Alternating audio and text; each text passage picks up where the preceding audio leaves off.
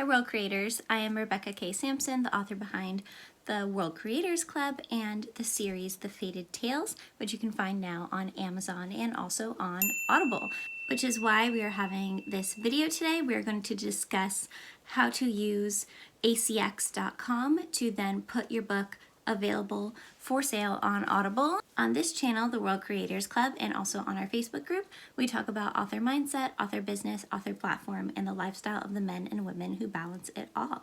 In today's episode, don't know why I said that. In today's episode, we are talking about author business in relation to having a Audible book, a narrated audiobook for your novel, and if you should do it as an indie author. So stay tuned for my experience and we can go from there. First off, common question, and these are all based on questions I got on Instagram after my book became available on Audible, which, by the way, you can get Ember Dragon Daughter on Audible if you like YA fantasy stories about teens discovering who they are, what they stand for, and coming into the spotlight.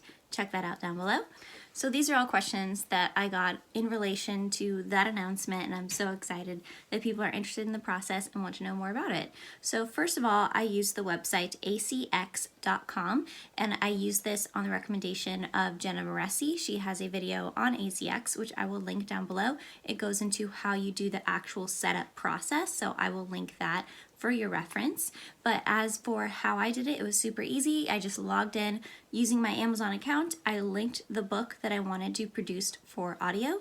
The kind of stitch there is that you have to have your book out already before you can start soliciting for an audiobook, before you can start looking for a narrator. ACX has a few different payment options when it comes to paying a narrator, because basically you put your book out there for people to audition to. You pick a script of a few different pages of your book, different scenes in your book. I tried to pick a variety of characters and emotional feelings so that I can see the range that my potential producer and narrator, because the narrator is basically going to be the producer for your book, setting up that feel. They don't just do the sounds, they do all of the recording and editing themselves most of the time. Some of them hire out for that, but basically they're like a producer for your book. So there are a few different ways to pay for your narrator. So I'll explain that first and then how it went for me. So first, there is the royalty share option, which is really great, especially for authors starting out and independent authors, because then you are putting out your book. You're not paying anything up front for it. You're entering into a contractual agreement. Look. Hi. Hi. Do you want some more bugles? Listen. Bugles? I must buy it. Yeah, the light's on. Thanks. You ready for more bugles? Let's go. As I was saying, the first option is royalty share. So that means no upfront cost for the author, and you agree with the producer of your audiobook. And by producer, I use producer and narrator interchangeably because it's one person. If they have outsourced other people, it's still listed as one person. So that means, depending on your distribution, if you do Audible exclusive, you get 40%. Yes. I'm going to list all of the numbers in a card or a screenshot here, just in case I get any of them incorrectly. You get more percentage of your royalties if you are Audible exclusive, and then if you distribute wide, then you get less percentage of royalties. So with royalty share, you split your royalties in half. So all of these numbers on the side here are split in half with you and your narrator, but there are no upfront costs. So it's really handy if you don't know how popular your book is going to be, if you don't have the extra money to invest in a narrator at that moment. It is a handy option. Next option is royalty share plus, which is what I used, where you still agree to split the cost with the narrator, but you give them an extra little stipend or just kind of like a bonus of a few dollars per hour. The amount of dollars is up to you and your narrator to negotiate and agree on. So I'm really grateful that that worked out for between the two of us, and that I was able to give her just a tiny bit extra rather than just look at only royalty share options. Then the final option, which for well-established indie authors that know they're going to kick butt and sell a lot, this is a really good option because this is where you give just a flat fee per hour to give to your narrator slash producer. So if I were giving just that option, I would give just the $50.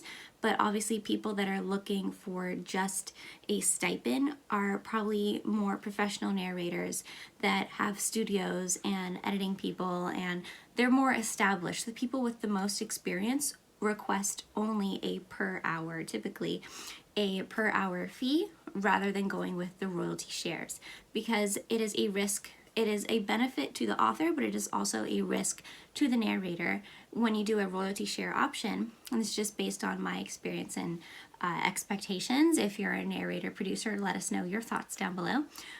But in my thoughts, this is a risk for the narrator or producer because they don't know if you are going to make money, because their pay is based on whether your book sells.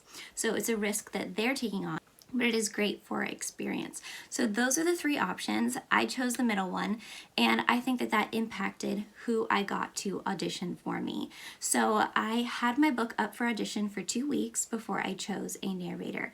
And on those 2 weeks, I had 7 auditions. And I'm really grateful for all the people in the 7 auditions. There were a lot of really good, talented people, but there were 2 that I thought were a better fit than the other 5. And the other 5, it wasn't because they weren't good narrators, it's just their voice didn't embody what I thought this young teen voice should sound like. So out of the 2 people, I sent them both letters saying, you know, I sent everybody who auditioned a thank you note because I think that that's nice and important. But the 2 people that I chose, I said, we're moving forward to a next round.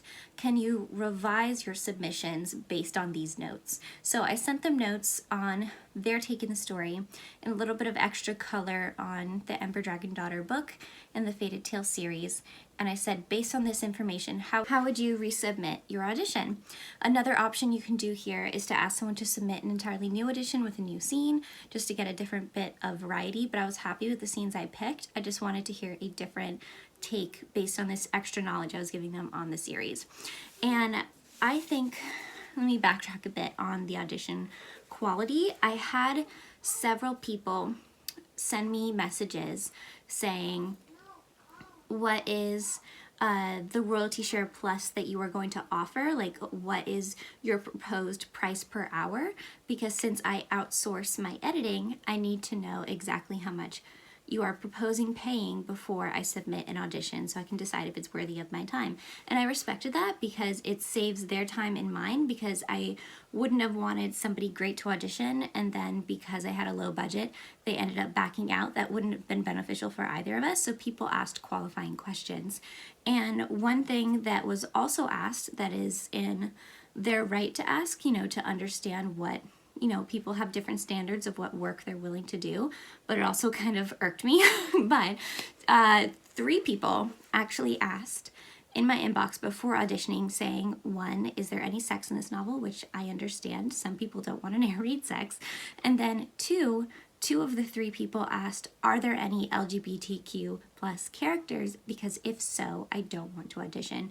And that kind of like, I was like, that bothered me, but I was, of course, polite in my response, and it is, of course, in their right to ask those questions, because if that's what they don't want to represent, then that is up to them. But, you know, I just responded politely to everyone involved, saying, you know, there is one sex scene, it is mild, and I think that it's okay reading material for teens. And second, yes, there are a lot of LGBTQ plus characters, and I hope to add a more wider range of representation as the series goes on, so this is not the right fit for you. So a lot of people ask qualifying questions, and I think that was really great. I think that because I did royalty share plus, that may have impacted how many auditions I got. I think probably it's a little bit harder when you're just doing royalty share, but I don't know because I haven't experienced that, because 7 auditions worked out for me where I had 2 people that I felt really promising with, but if all 7 hadn't have been the right fit, I feel like that would have been really difficult, and I might have had to find a way to budget to pay more to do the third option so that I can get more auditions through the door. So I got those 7 auditions in 2 weeks. I believe I started this process around September, by the way. And then I sent notes, asked for the revisions. They got them back to me within 2 days. And then I sent the final contract and agreement to the person I chose. I am really happy with the person I chose. Her name is Hayla Alawi, and she did a phenomenal job. Like, it just makes me tear up. I'm so happy to be working with her and to include her in the rest of the series, because I do plan on moving and continuing to work with her in the next books if she will have me. So I will link a sample of her audio down below, because I did upload the first 30 minutes of Ember Dragon Daughter on Audible in a video so that you can listen to it before you buy. So if you are intrigued with the story and intrigued with our narrator, then check out the link so that you can see more and buy it on Audible. So now next. So after the audition process, we agreed on a deadline, and I said, you know, this is 10 hours. Can you do it in 1 month? So this actually, I did start in September. It was about 2 weeks. Got the contract, sent it out to her beginning of October. I think like the last week of September, first week of October. I said, can you do this by October 31st? Because my goal was to hopefully have it out for Black Friday. And she said, yeah, I could totally do that. And we kept in touch throughout. She was very professional. She created voice profiles and a spreadsheet of how each character would sound.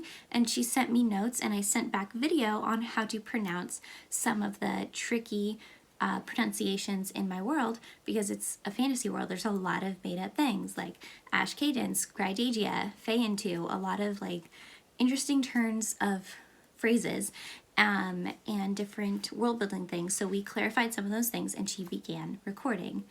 Then she got a throat infection or bronchitis or something, and she couldn't actually record for 2 weeks, which I can't imagine how stressful that must have been for her, because, you know, I had created like buffer time. I knew that these things could happen, so I was fine with the delay. But if I had had a tight turnaround, if she had other people she had booked work for, I can imagine that must have been really stressful. So she couldn't record for 2 weeks and asked for an extension. I did say that was totally fine. I reached out to the ACX team saying, how do I provide an extension? Because all of the deadlines are controlled within the ACX platform. They said that they don't have an official way to do so.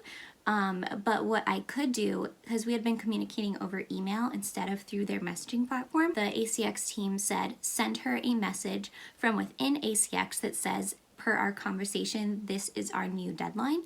So then there's a record within ACX that they can look back on should there be any trouble with the manuscript, or if the person didn't deliver or anything like that, which I thought was very handy. So they said, we will honor whatever date you have through the messaging system. So we extended it another 2 weeks. I think she actually finished it early. She finished it the first week of November, so I don't know how she hustled all of that together. That was really impressive. So we finished it, I think, around the 10th or the 12th, the 14th, something like that, because it then took me a lot of time. What I didn't anticipate was how long it would take me to review the whole audiobook. So it is a 9-hour and I believe like 48-minute audiobook, very close to 10 hours, but all of the files were within ACX. So it was difficult for me to always sign on to the website and listen to the audiobook and then take down notes and send notes back to her on what to change. So that was a little bit difficult because I couldn't just listen to it while I was driving. So it took me about a week, a little bit longer actually maybe than a week, to get my notes back to her. And they were all very minor things because she understood the tone of the book really well. She read the whole book from front to back before starting her narration, which was very smart on her part, so she can see the character journey. I am talking too fast and my throat hurts. So there's about a week of time where I reviewed it, and then she resubmitted those changes. I QA'd the changes, and then I said, okay, now what? Because I didn't know what was next. So I looked through what I was supposed to do next on the ACX platform because, you know, obviously I didn't have anyone to ask. I'm like, what do I do next in this audiobook? And basically what I found out that was interesting that I think will be helpful to you guys is it says in there that there isn't a way to process the payment through acx.com. So I was like, how do I give her money? And there wasn't a way to do it through the website, which I feel like would be needed, but I understand that's kind of a iffy, I guess, difficult thing to process the changing of hands of money. So I sent her a message, hey, Hayla, can I send you money over Zelle? And she was like, sure. So I sent her the money and I clicked a button in my platform that said, I sent her money. Then she had to sign in and say, yes, I got the money. And then after that, both things connected, and the files for the audiobook that she inputted on her by herself, chapter by chapter, each chapter was a different audio file. She inputted those chapters into ACX. That's how I QA'd them. That was before the money. Then we said, money is good, let's go. And ACX packaged all those files together somehow and sent them to Audible. But first they did their own QA. So ACX did a QA of the audiobook. They said their QA was like 2 to 4 days or something. And then after that, it was sent to Audible. And then Audible did their own QA. Makes sense to do a quality control, a quality assurance, basically. And they looked through all the audio files. I imagine there's someone's job at Audible just to listen to books. That sounds like a fun job. But so that person, whoever they are, listened to the whole book and they said, all right, good quality, you can go. And it was published on audible.com. Now, this approval process from ACX to Audible took 10 to 14 business days is the quoted time.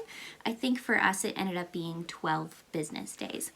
Because it took 12 business days and it was over Thanksgiving, and there were a few holidays in between that weren't counted as business days, so we ended up going live on Audible the 1st of December. So that was the whole process, start to finish, of the narration, the audiobook on acx.com. Next, cool stuff that I did not know that I want to mention here so that you have the whole skinny. I forgot to mention my audiobook cover was designed by the same person that designed my book.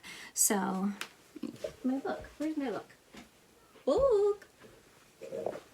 So the same person that designed my book, Mandy Lynn from Stone Ridge Books, she also designed the audiobook cover. So I had to have that inserted as well before anything went live. That could be yours, by the way, signed copies on my website.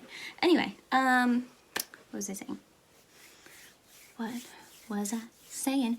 Okay, so the book went live on Audible and I got an email from ACX saying, hey, your bounty URLs and your promo codes are available. And I was like, oh, what's that? That's so cool. So a bounty URL is basically an affiliate link. And because I am doing royalty share with my narrator, Hayla, when somebody joins Audible using my bounty URL or her bounty URL, she also has one as well, then I get $50 and she gets $25. So it's like an affiliate link basically, which is cool. So you get that percentage for anybody that buys your book, but then you also, if you bring new people into Audible that have never been to Audible before, then you get an affiliate commission. Now, the next thing that was really surprising is they give you up to 100 promo codes for your book. So that was really exciting. You can get 50 UK codes and 50 US codes. Your book is available wherever Audible is, so it can be available in Australia, Canada, France, but you do have 100 codes, up to 100. They give you 50 first, and then you have to request the rest. But then you get those 100 codes to give away your book for free to reviewers. And I was like, oh, that's the best idea ever. So I'm really excited about that because I didn't know how or if I could do that. So I have codes to give away for review, for fans, all kinds of people. You can give it to your friends and family too, but I would mostly keep it for your already established readers or for people that are willing to leave a review. So wow, that was really cool. So I have extra codes. So surprise giveaway. So I am picking 5 winners that have to be in either the US or the UK, because that is the codes I have available, to get a free copy on Audible of Ember Dragon Daughter. all you have to do is comment down below letting me know a few things. One, your Instagram username. This is important because I need to find a way to easily message you and make sure that I confirm that it's you that I'm speaking to. So don't want anyone sneaking in and trying to take your promo code. So let me know what your Instagram username is so that I can DM you on Instagram directly. Let me know what you're looking forward to checking out in Ember. So any fun things you've heard about the book, and also if you are willing to leave a review of Ember Dragon Daughter after getting this code, that would be wonderful, but it is not required. So let me know those two things. Third is optional, but that would be great. And I will pick 5 random winners in 1 week's time. All the details will be listed in the description box. Mommy. Hi! Mommy, this. And now the final steps. How to get paid. If you hear anything, that's a lightsaber in the background. How to get paid on ACX is simple and not at the same time. So one, everything is direct deposit, so that's the easy part. And what's great about it is, unlike Amazon where you have to wait 3 months, if that makes sense, you get paid 3 months after. On Audible, you get paid just 1 month after. So since my book came out in December, I will get my royalty payment in January. So you get your money from Audible just 1 month later, which is really convenient as a creator, but tracking how many sales you are making through ACX is a little bit tricky because there is a 3-day delay. So I didn't know how many sales I made that first day until 3 days later.